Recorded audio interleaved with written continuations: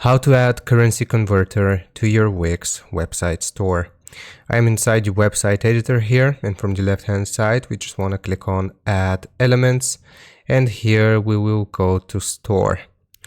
Just click on store, and right here you will be able to see this option for currency converter. You can just click on here as well.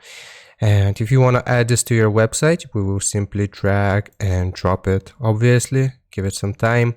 And these are the settings. So this is how you set this up. We click on settings here and we can add different currency. So we just want to add currency here.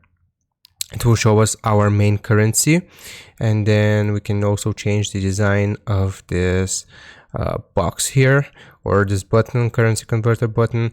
It will tell us that if we want to convert currencies, we will have to upgrade here, but we can add different currencies and people can use this if we have the premium plan.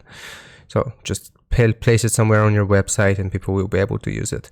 I hope this helps you out. Leave a like and sub, and I'll see you next time.